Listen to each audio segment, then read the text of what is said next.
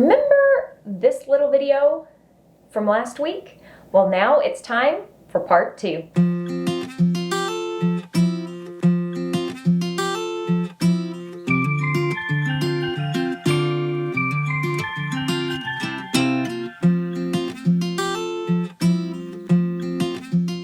Hey there guys, welcome back to my channel, and if you're brand new here, hi, my name's Courtney and I enjoy using tips and tricks from the Curly Girl method to improve the health of my hair. Today I am absolutely rocking the product-free, I slept on this hair wet, shh, don't judge me, look. But back in 2018, my hair went from looking like this to looking like this. And I absolutely love helping you guys as much as I possibly can. And for part 1 of this video, I asked you guys a bunch of questions on Instagram, and wow, y'all really obliged. There were a ton of questions and I couldn't quite get to all of them in one video without the video being 10,000 years long. So here we are with part 2. If you are feeling really lost on where to start the Curly Girl method, I totally understand. It's very overwhelming.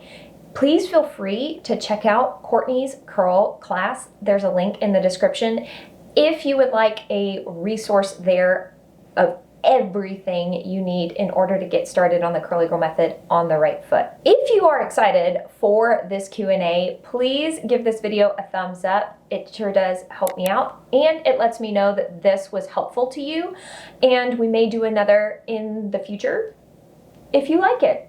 Also, I'd love to have you stick around for some more videos. Please subscribe and click that notification bell. Enough talking, enough of this intro. Let's get into the Q&A. How many products per wash day do you use that contain protein? My hair loves protein. There have been times in my Curly Girl journey that I have had to use protein in every single one of my products, and it didn't protein overload my hair. My hair was just that protein starved. So my shampoo had protein, my rinse out conditioner had protein, my leave-in conditioner had protein, my curl enhancer had protein, and my gel had protein, and my mousse had protein. That is not something I recommend doing all the time or multiple wash days in a row. That is saved for when you're having a moisture overload issue.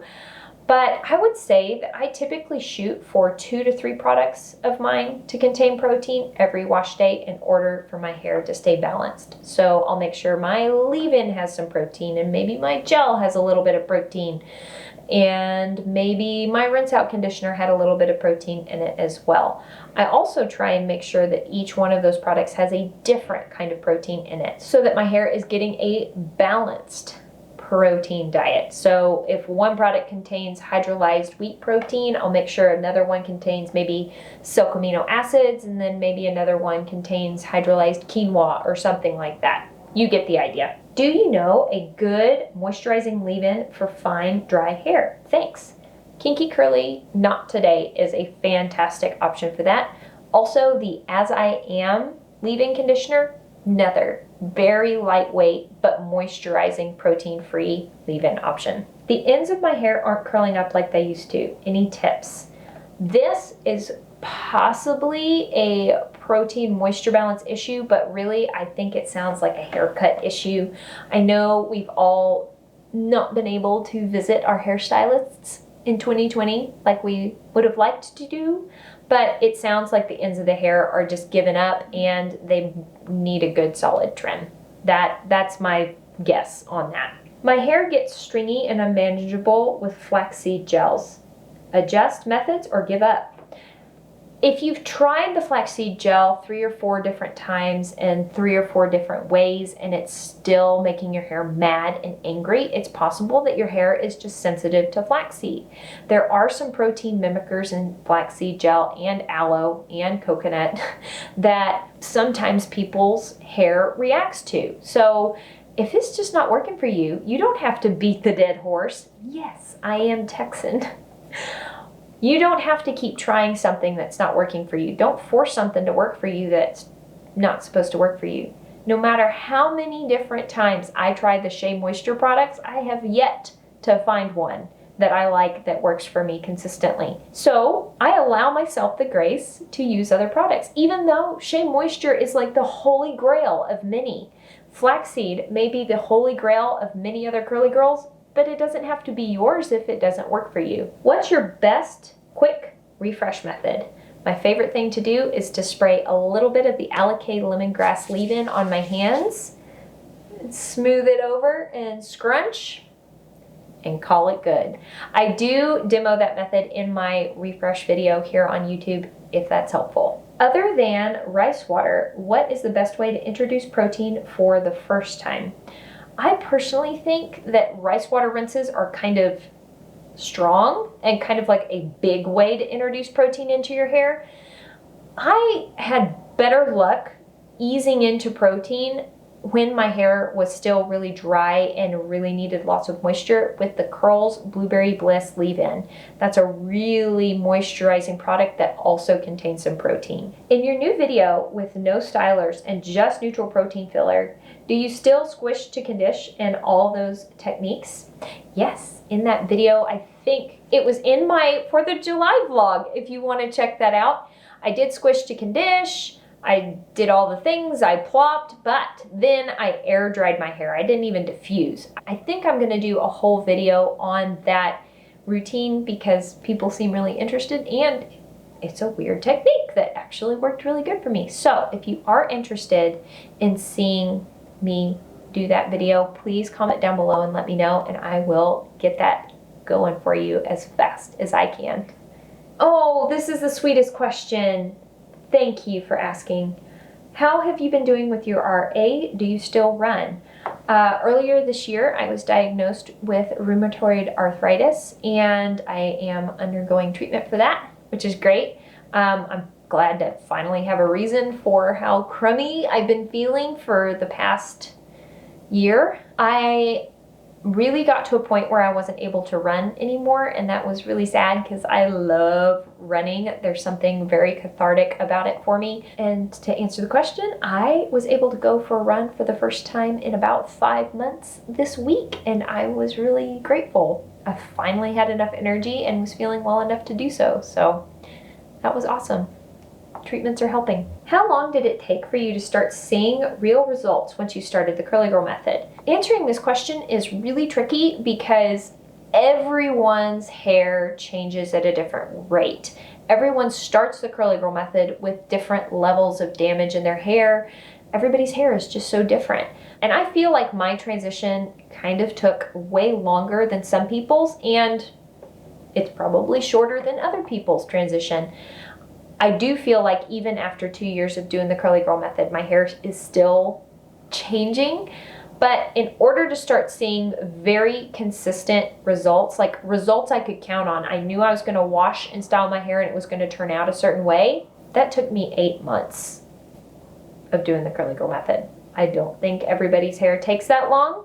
I also was very stubborn and tried a lot of things that didn't work for me and kept trying to do a bunch of things that didn't work for me. And it took me 8 months to realize that I had to do what was best for my hair and not copy someone else's routine blindly. Thoughts on deep conditioning frequency for new curlies? I'm 3 months in currently.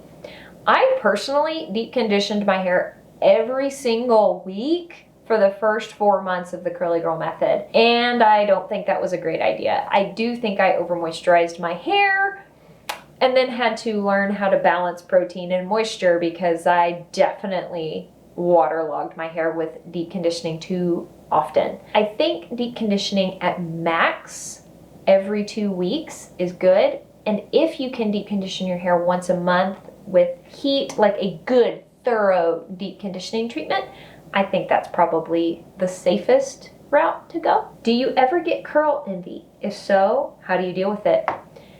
I definitely still struggle with curl envy. It is human nature to look at someone else and compare yourself to someone else. What I do when I get curl envy is to pause, realize that that's what's happening, instead of really focusing in more and more on how I wish my hair were different, to realize that, there's that, I've gone down that path before. Okay, I'm gonna pause and I'm going to stop and be thankful for my hair. Even if I'm having the worst hair day, I have taken a lot of pictures of my hair, and so I look at pictures of where my hair used to be, and then I realize where it is now. And even on my worst hair day now, it's still better than when I started. And being grateful for the progress my hair's made is what keeps the curl envy from coming in. It's summer, and I'm pulling my hair back a lot. Will my curls recover in the fall? Actually, my curls look their best in the fall. It's really exciting because that is when I can pull out all my products with glycerin because the dew points are good. But I absolutely think your hair is going to be just fine. I know that we pull our hair back a lot in the summer. It's hot. We don't want to be sweating with our hair. I do think your curls will absolutely bounce back. I do find that pulling my hair back with something like the Invisibobble tends to work better. It doesn't stretch my hair out as much, but yeah, don't worry, your curls will bounce back. How often should I switch up styling products when I'm just starting out? I think you should probably not switch things up too terribly often. I did this challenge when I was first starting the Curly Girl method of 1 month not purchasing any new products, using the exact same wash day lineup for an entire 30 days. And what that did is it really allowed me to dial in application techniques that worked for my hair. And I did find that using the same products for a month was actually helpful to me. I did make sure to have a clarifying shampoo, deep conditioner, and then like a low poo, a rinse out, a leave-in, and a styler. That is kind of the wash day set of products that I stuck to for a month, and I found that helpful. So there you go. How long did the Arctic Fox dye take to fade out of your hair, and did it fade out weird? It took a long time. I think it's finally, no, it's still there. Yep, it's still there a little bit. It didn't fade out weird, but the red dye definitely it takes the longest to come out of your hair than other colors. And it went from vivid, beautiful red to kind of auburn to kind of strawberry blonde. Still there, right there. It's okay. It took a long time to fade out. What tips would you give a beginner curly girl methoder who wants to make YouTube videos? I feel like this is a whole video in and of itself. And if you're interested in hearing me chit chat about starting a YouTube channel, let me know in the comments down below. I think I can be helpful in that area. I'm not sure, but I can share what I've learned if that's interesting to you. But I feel like that's a whole nother video in and of itself. And I can tell I've been sitting here for quite a while answering questions. So starting a new job in transition phase and hair is a mess. Tips for it still looking decent at work. I'm not sure exactly what your job is and if this tip would be helpful, but I personally love throwing my hair up in a pineapple, kind of making it big. If I'm having a messy, bad hair day, like I put it up in a bun and I let that bun be wild. And then I put on a headband and I feel really cute. My personal favorite headbands are from Busy Bee Crafts over on Instagram. They're adorable, they're soft, and they are really good quality. I have high porosity, low elasticity, fine hair. What product lineup do you suggest? It sounds to me like your hair would really benefit from the JessicurL line. It's really moisturizing, it's nourishing, it's protein free. So if you have low elasticity, your hair is needing moisture, and high porosity needs lots and lots of moisture. And I find that the JessicurL Spiralicious Gel really helps seal in moisture and helps your hair feel soft. So just get you a bunch of JessicurL samples. I love that line. What do you do with your hair on vacation? Do you wash it every day? I feel so guilty. You are not allowed to feel guilty for washing your hair. I find on vacation, I tend to maybe wash my hair more often if we're like at the beach or getting in and out of the pool or the lake, just because I want my hair to feel clean. And then I typically go product free. So I will use a gentle low poo, a rinse out conditioner, and a little bit of leave-in and call it good and enjoy my vacation. Do you consider aloe vera a protein? No, because while there may be protein in aloe vera, and things like flaxseed, those proteins are not hydrolyzed. They're not chopped up small enough to penetrate inside the hair and reconstruct the hair from the inside out. They're too big. They sit on top. Those proteins in aloe vera and flaxseed actually act more like film-forming humectants, which help hydrate the hair versus reconstructing it. So in my mind, I don't use those products when my hair is needing protein. If I'm over moisturized, aloe vera gel isn't going to give my hair the protein that it's needing. Does hair density affect volume and or the size of the curl clumps? Absolutely. Your hair density is going to affect your volume. If you have really dense hair, there's just more hair there for it to stack on top of and be bigger. But I don't necessarily think hair density affects curl clumps. You can have really, really fine hair and get big, fat, juicy curl clumps, but that may be detrimental to the overall look of your hair. It may make you look like you have less hair. If you have really, really fine density hair, you may actually shoot for smaller curl clumps so that your hair looks fuller and gives you just slightly more volume. That would be a balancing act between stringiness and volume. That would be something you'd have to tweak and personally play around with quite a bit. Transition. Top dry, everything else needs protein, as it is super hydrated. Any ideas? Yes, I would do something weird. I would deep condition the top section of your hair with a protein-free deep conditioner and then treat the rest of your hair normally for several treatments worth. Like maybe do that once a week, deep condition the top section of your hair while washing, styling, conditioning your hair on a regular wash day routine, and see if that helps. I've heard of other people trying that, and it has been really helpful to them. Soft versus hard water. How should having soft water change my curly girl routine? Soft water actually has a lower pH than really, really hard water. So you may notice that your hair feels softer and smoother. You might find that your hair starts needing more protein in order for it to have some structure. You might start noticing that your hair requires less moisture. I know my friend Heather over on Instagram, she got a water softener installed in her house, and she found that she can skip leave-in altogether most wash days and get the results that she wants. So maybe start using a little bit more protein, maybe a little bit less moisture. I feel like my hair type has changed from 2A to 2C to 3A. Is that possible? Absolutely. Your hair texture can definitely spiral up and get tighter the longer you do the curly girl method and the more healthy your hair becomes. How much gel is enough? How does the hair feel when there's the right amount of gel in it? This is different for everybody's hair, but I have my best hair days when I use enough gel for my hair to feel a little bit gooshy with gel in it. If I squish it and it kind of gooshes. I don't know the right word for that, but I can feel a really even saturation on all of my hair, and when I squeeze it, I can feel the gels in there, but it is soaked into my hair to the point where it's not dripping or squeezing out of my hair anymore, but I can feel the gel in there. What can you tell me about wash water temp in relationship to hair porosity?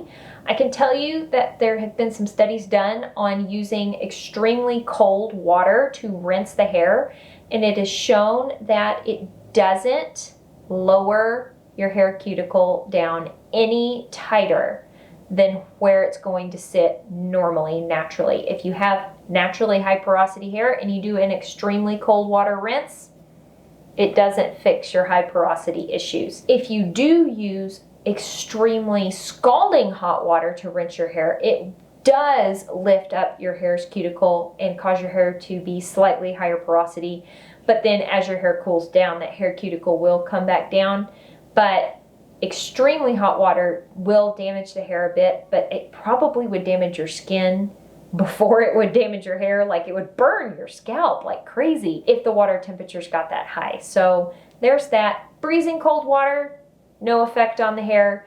Tepid water, comfortable, lukewarm sort of water, it's fine to rinse your hair with. Scalding hot water, not a great idea. I love this question. What's the difference between transition and doing a terrible job at figuring out my curl? If you started the Curly Girl method within the last 3 months, I'm gonna say you're probably still in transition, so give yourself some grace. Doing a terrible job at figuring out my curl, that may be part of transition, because I know that I definitely tried some things and stuck with some techniques and application methods that did not work for my curls. And that is part of transition, is figuring out what works and what doesn't. Give yourself some grace, give it some time, change one thing at a time to see what works and what doesn't. Did it get better when I changed that one thing? Did it get worse? Oh, did wet plopping work for me? Yes, wet plopping worked. I'm going to keep wet plopping. Now I'm going to change how long I diffuse for. Oh, diffusing for slightly less amount of time worked better. That's how you figure out your curls. Change one thing at a time. You will figure out your own curls, but transition is a booger bear. What is a good protein-free shampoo that is moisturizing but won't weigh my hair down? I really like the JessiCurl Gentle Lather Shampoo. I find it to be pretty dadgum moisturizing, and it's protein-free. How regularly do you use the Curlsmith hair makeup? I worry about damage. I don't think that hair makeup damages your hair at all, because it doesn't alter the color of your hair permanently whatsoever. It is very, very gritty and pretty dry, but I found that it didn't dry out my over moisturized hair at all. It didn't make my hair drier. The moment I rinsed it out of my hair, shampooed, conditioned, everything, the next time I washed my hair was completely back to normal. Didn't feel dried out at all. So I don't think those Curlsmith hair makeups are damaging. What made you want to start the Curly Girl method? I love this question. A coworker came into work one day with ringlets, and I went, oh, how beautiful. What curling iron did you use? And she sweetly laughed at me and said she was doing the Curly Girl method, and I was hooked, because back when I was a baby, I had beautiful little ringlets all over my head, and then during my childhood, my hair went pin straight. I lost all those curls. Don't know why. I just did. And then my hair went weird in high school, got wavy, wonky, strange. It wasn't curly, but it wasn't straight. And then in college, it was super curly. So I knew that there was something going on with my hair when my coworker told me about the Curly Girl method, and I wanted to see what would happen if I did the Curly Girl method. That's what got me interested in wanting to start it. Do you care about silicone in your products? I find that a lot of curly girls find rules with the Curly Girl method that they're willing to bend and break. I bend and break a lot of rules in the Curly Girl method. I bend the no sulfate rule. I do tend to still use sulfates for my very fine, low porosity hair because it's very prone to buildup, but I bend the rule because I always deep condition after I use a sulfate. A rule that I break is that I brush my hair. I always brush my conditioners through my hair. I find that it better distributes them. I will use a drying alcohol very occasionally in my hair care routine, but the rule that I refuse to break of the Curly Girl method is silicones, even if they're water soluble, which technically makes them Curly Girl approved. I find that silicones in my hair just flat don't agree. I do not get my best hair days if I use products that contain a silicone. They're not my friend. But I know curly girls that don't break other curly girl rules, but will use a silicone. So if silicones work for you, go for it. But they just don't work for my hair anymore. Why do my curls go flat after a few hours? There's a thing called curl memory, and if you are just starting out the Curly Girl method, it is very possible that your hair is literally remembering the years of being blow dried and flat ironed straight. So as soon as you scrunch out the crunch and break that cast, it is immediately trying to straighten and flatten out. It does take time for your curl memory to come back, so it's possible that that is what's causing your curls to flatten out. Also, too much protein, too much moisture can cause your hair to go pretty flat pretty quick. When my hair is over moisturized, it's limp city. I look like an overwatered plant. It's not cute. What do you suggest for someone who has to be out of the house at 7 a.m.? Wash and style your hair at night. Diffuse your hair, get your cast to 100% dry, whichever way that is that you prefer to dry your hair. Put it up in a very loose pineapple on top of your head and go to sleep with your hair in the cast. If your hair is not 100% dry when you put your head down on your pillow, you're gonna get some wonky smashed curls. But sleeping in the cast is the fastest way to get out the door in the morning. Basically, you scrunch out the crunch all night long while you're sleeping, and then you wake up in the morning, fluff your roots, and boom, you're ready to go. Guys, that's it. We did it. Those are all the questions that I had marked and saved in my phone. Thank you so much for sticking around this long. I love you guys. I really sure hope this video was helpful. I look forward to doing some more in the future, and yeah, that's it. I hope you're having an absolutely fantastic day, and I will talk to y'all later. Bye!